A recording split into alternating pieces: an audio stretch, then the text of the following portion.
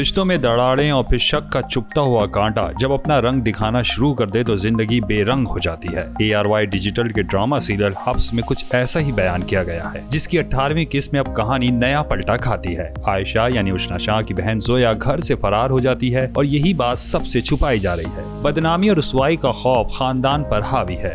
زویا پسند کی شادی نہ ہونے پر محبوب کے ساتھ مل کر یہ کارستانی دکھاتی ہے، جس کی ماں اس رشتے پر کسی صورت تیار نہیں۔ وہ تو یہاں تک کہہ دیتی ہیں کہ جو لڑکی گھر سے بھاگ کر ماں کا سر شرم سے جھکا دے، اس سے بھلا اچھے کی کیا توقع کرنا۔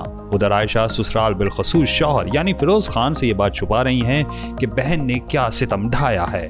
ایسے میں دیور فہد کو اپنی پریشانی بیان کر دیتی ہیں، لیکن شوہر فیروز خان دیور بھابھی کے اس معاملے پر شک کی گہری کھائی میں گرتا ہی چلا جاتا ہے۔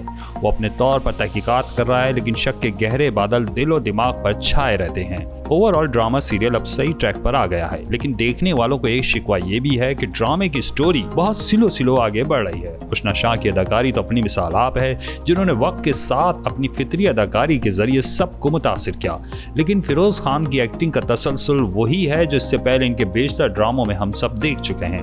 اب یہ حسن اتفاق ہی کہا جا سکتا ہے کہ فیروز خان کے ڈراموں کے کردار یکسانیت کا شکار ہوتے جا رہے ہیں۔ ان میں کہیں نہ کہیں کسی نہ کسی پرانے ڈرامے کی جھلک نظر آتی ہے۔ اب یہ کردار دیکھ کر خانی اور مشتاق کی یاد خود بخود آ گئی ہے۔ کچھ ایسے ہی حال صبا فیصل کا بھی ہے۔